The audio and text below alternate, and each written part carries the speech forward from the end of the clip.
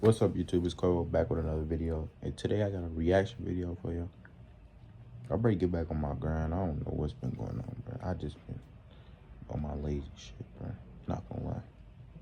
But if you're new to my channel, subscribe, turn on post notifications, like the video. Let's go ahead and hop into this video, bro. Yeah, that's right. We talked with the grandparents of Ghost, who they say his real name is Nicholas Essene. They are obviously very upset about this. Essene and Kenny Lou, who we have learned through sources, his real name is Kenyon, Tennessee, were actually shot in a Mercedes-Benz behind Club Onyx around 4:30 this morning, and police are still searching for their... The night I was really supposed to be with him, but I ain't go. Yeah. You know what I'm saying? That happened. Yeah. Like when they was at my Airbnb in Houston. Like they closed, all was still there. Like they was with me. You feel me? That's sad.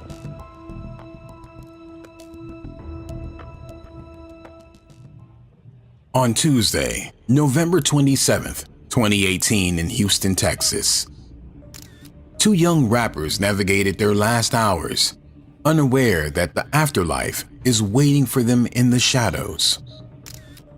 Ghost Magneto and BG Kenny Lou spent the evening somewhere in the city. Their exact movements remain unclear. They may have been recording, meeting with friends, or handling business.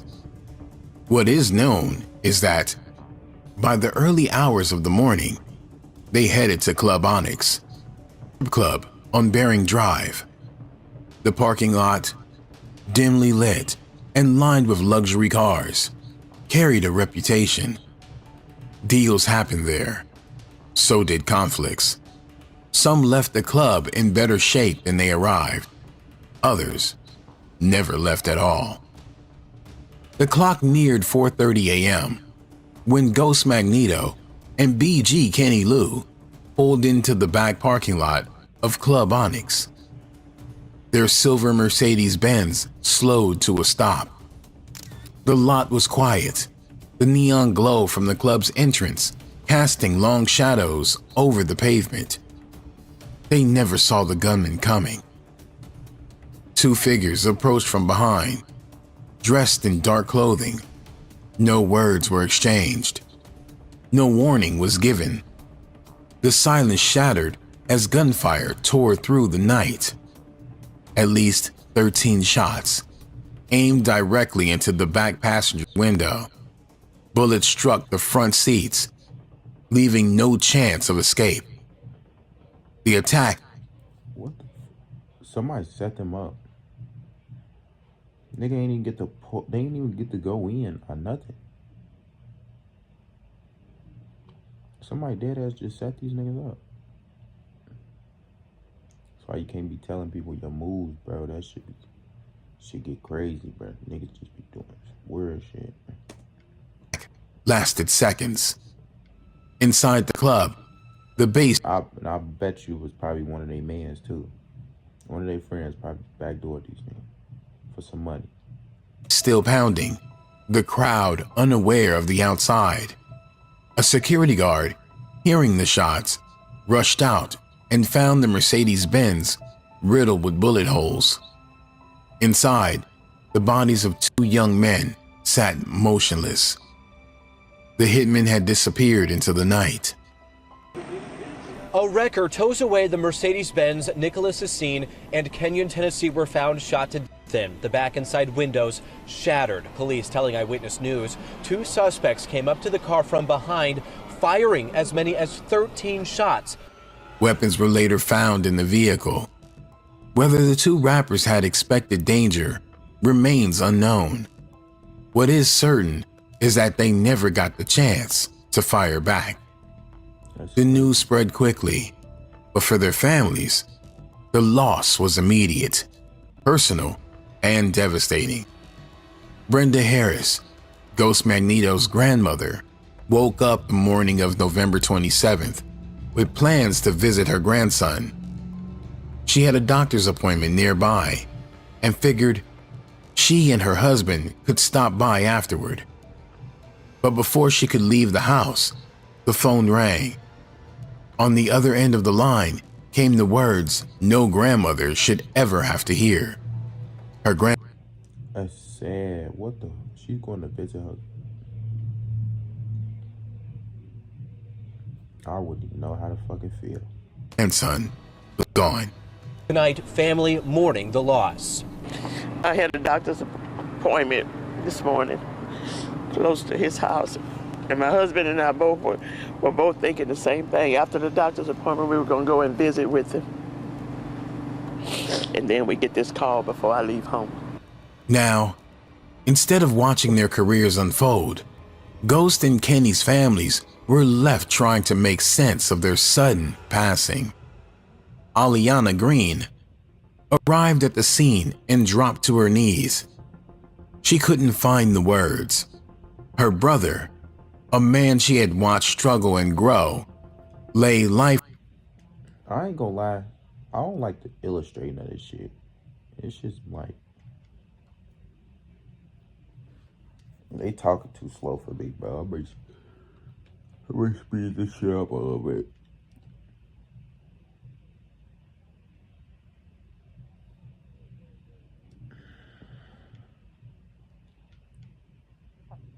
My bad.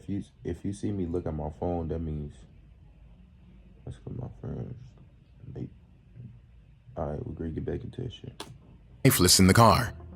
His future cut short before it could fully take shape. Paul Stevenson, known to many as Junebug, had been Big Kenny Lou's barber since the rapper was a young boy. Reflecting on Kenny Lou's journey, Stevenson remarked, "If you don't know him, you would think he's a bad person, but he's not. He's not." Upon hearing the devastating news of Kenny Lou's passing, Stevenson rushed to the scene, grappling with the harsh reality that the young man he had seen grow and evolve and taken away. In the wake of the tragedy, Stevenson hoped that Kenny Lou's untimely passing might serve as a stark lesson about the perils of gang retaliation in street life. He emphasized, it's not the way for anybody, because in the end, everybody loses. These young men were beloved by their family, friends, and community. But who were they? Nicholas Essene, known as Ghost Magneto, was a rising force in Houston's underground rap scene. Born October 26, 1994, he grew up surrounded by the sound of Southern hip-hop, shaping a style built on raw lyricism and hard-hitting beats. His voice carried ambition, hunger, and the energy of a city known for producing rap legends. Those closest to him described him as determined and focused. Ghost Magneto built his name through a steady grind, creating tracks that resonated in the streets and online. Songs like YKWTFGO, Starvin', and I'm the One showcased his versatility. Collaborations with BG Kenny Lou and Maxo Cream expanded his reach, drawing in a dedicated following. You know what I'm saying? Magneto. No, for real. Magneto, no, for real. That's my first artist ever. It really looked like Ghost's career was taking off. Well, he wanted to be a rapper real bad. He really did. He was excited about making his album, and he had just got into a house. He was so excited. He called me and he said, "Ganny, you're gonna have to come and see my place." Kenyon, Tennessee, known He just moved into his new house.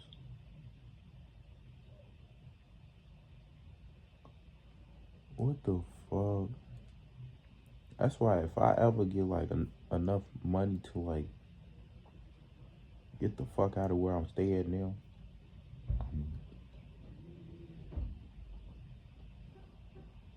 see ya. Wouldn't want to be ya. known to the world as BG Kenny Lou, was a rapper with a past marked by struggle, but he was determined to leave it behind. Okay, I knew Lou before I went to jail. Like, he was in the streets, wasn't doing no rapping. Like, he was an active street nigga, had a name like a gangster. So we been around, he been coming to the East, fucking me and my people. But when I came home, he was rapping. Like, so I'm listening to it.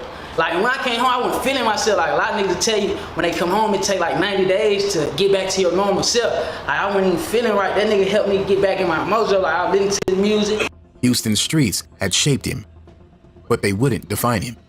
His music reflected that transformation. So what part of Houston are you from? I'm Southside. I will say a nigga bro, you know what I'm saying? a nigga brought that energy back to the hood, though, for sure. Especially musically, you know what I'm saying? And, Right.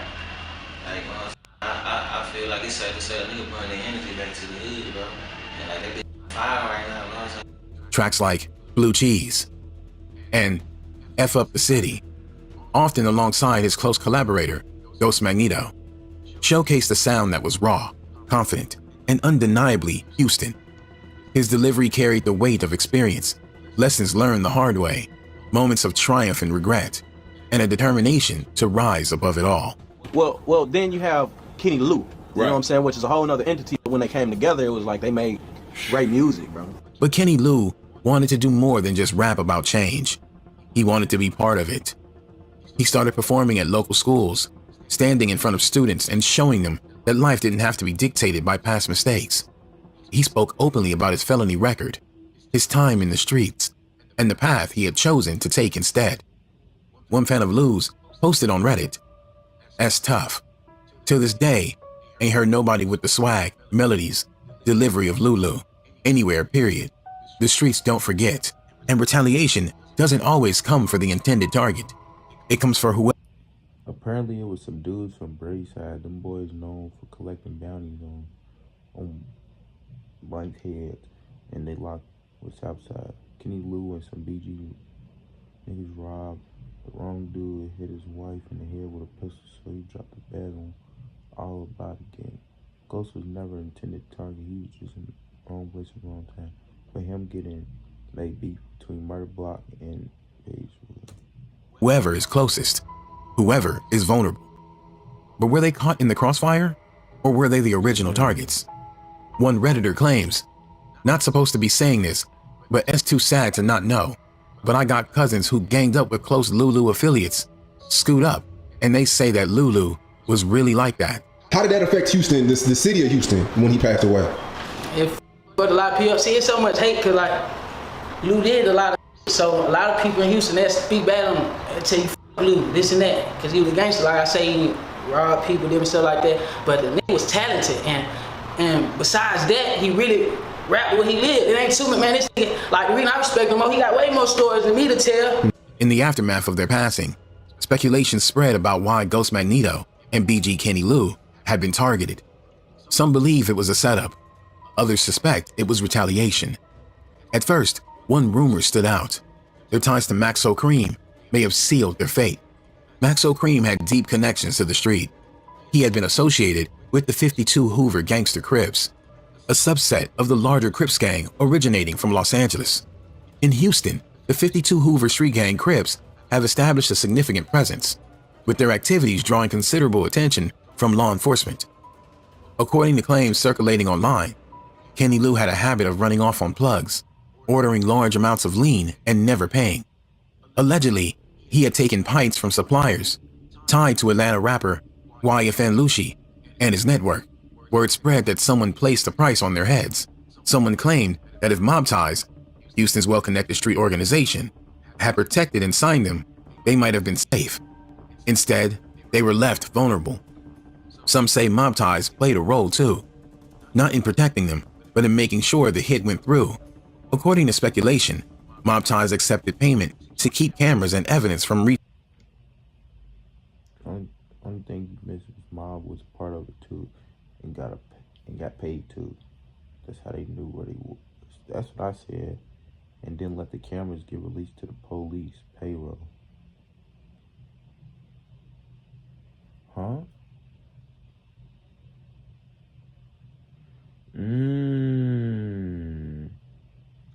Okay. I understand the second part now. Because at first I'm like, how the fuck would them first, how would the gang get access to the cameras? But they talk about the club. They paid the club so they so the cameras wouldn't get released and stuff. Now I get what you're saying. Okay. reaching the police, I knew they got back, ensuring no arrest would follow. The investigation into the hits of Ghost Magneto and BG Kenny Lou began immediately after their passing. Detectives discovered multiple shell casings around the vehicle, indicating that the assailants had fired numerous shots. Surveillance footage from Club Onyx was reviewed in hopes of identifying the shooters. Witnesses reported seeing two individuals in dark clothing approach the Mercedes and opening fire before fleeing the scene on foot. A witness inside the club at the time told police they heard several shots. That's when a club security guard came out and found the men dead. Police say the two were never inside the club. A police source also telling us both men had ties to gangs. Despite these avenues of inquiry, the case remains unsolved. Damn. Their families and fans continue to seek justice. But as of now, the case remains open, with the perpetrators still at large. Rest in peace, Dos Magneto and Big Kenny Lou. Damn. If you're new to my channel, subscribe, turn on post notifications, like the video. I'm out.